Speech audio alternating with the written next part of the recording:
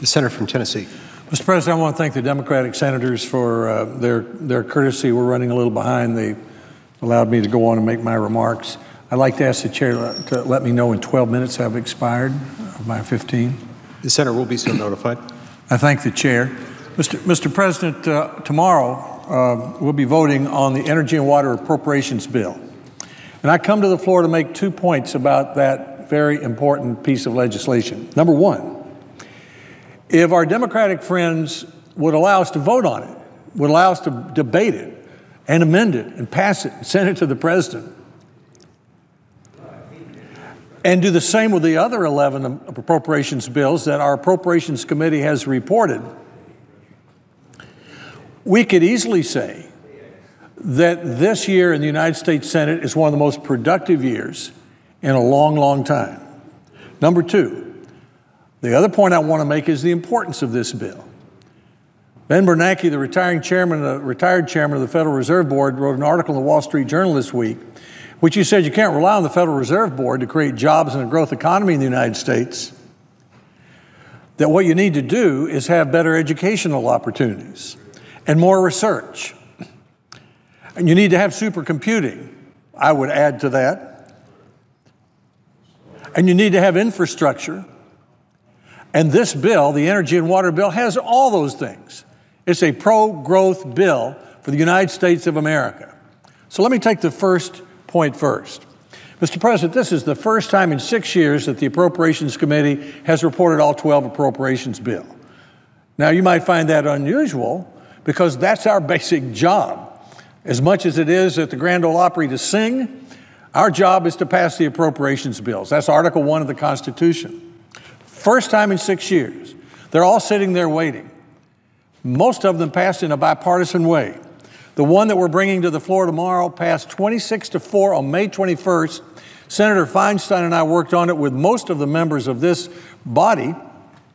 It's a very good bill, passed in a bipartisan way. What would usually happen in a properly functioning United States Senate is that we would spend the months of June and July dealing with those 12 appropriations bills.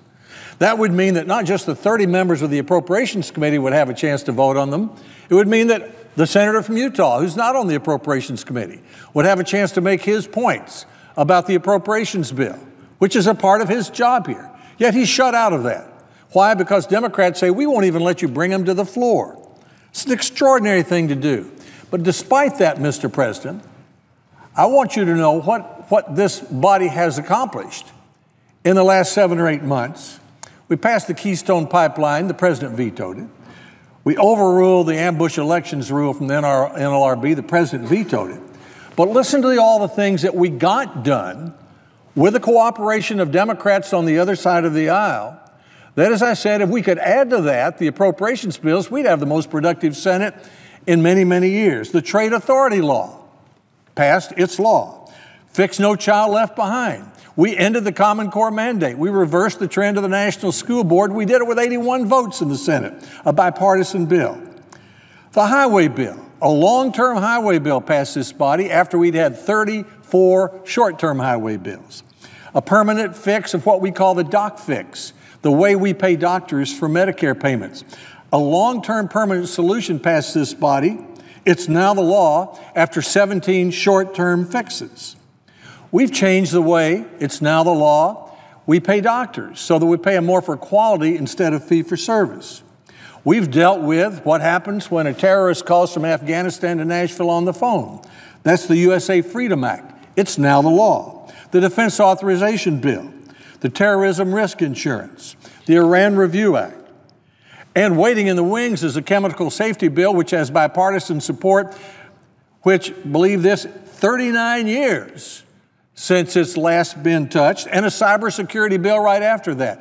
That is an impressive list of accomplishments for this Senate. Think of what we could say if we'd spent June and July, as we should, debating the appropriations bills. Now let's move to the Energy and Water Appropriations Bill. May 21st, it was passed by the senator from California, Senator Feinstein, and I recommended it. 26 senators voted for it. 4 voted against it in the Appropriations Committee. It stays within the law The law that we've passed and the president signed tells us what we have to spend. Yet Democrats said, well, we're not going to let you bring it to the floor because we think you should spend more than that. Well, maybe we should, but the law says we should spend what we spent. So we followed the law. Now, when you block our bill and don't allow it to be brought to the floor, what do? You cut 70 senators out of having a say on the energy and water appropriations bill. And what does that mean they don't have a say over? They don't have a say over nuclear weapons. Are we funding half our bill is about national defense. Are we properly funding nuclear weapons? They don't have a say over national laboratories. The laboratories where we're inventing new ways to manufacture that will help grow the jobs. They don't have a say over how much money we're going to spend on the Missouri River floods. They don't have a say over how much money we're going to spend on the locks and the dams that we have. The Panama Canal is widening. If we don't deepen our harbors, the ships are going to go to Cuba. So we want them to go to Savannah and Mobile and other places like that. They don't have a say over nuclear waste. Where do we put nuclear waste? So the Democrats, by blocking bringing the bill to the floor, have cut their own members out of having a say about this. Half of it national defense, half of it essential items. And all over, they say they wanted 3% more funding. What I said in the Appropriations Committee was, you know, this is really a pretty good way to budget. Let's appropriate it as if we had 97% of what you want. And if we get 3% more at the end of the discussion at the end of the year, then we'll add it. That shouldn't be hard to do. We could do it in 24 hours. The way the Senate is supposed to work is this bill is supposed to come to the floor. We're supposed to debate it. We're supposed to amend it. We're supposed to send it to the president. If he doesn't like it, he can veto it and send it back. That's what should happen. And if senators don't like the bill now, they can block it they can vote against it after we amend it. They can vote against it after it comes after committee. That takes 60 votes too.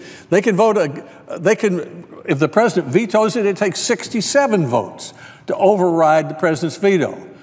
My friends on the other side say, well, that takes too much time. What do you mean it takes too much time?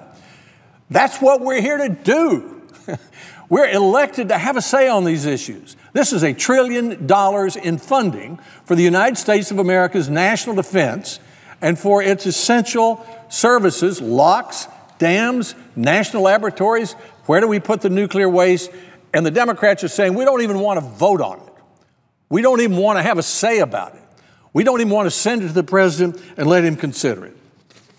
Let's take an example. The bill includes funding for inland waterways. Those are the avenues that carry the commerce that creates the jobs in America. They need to be in good shape. We've agreed on that in a bipartisan way.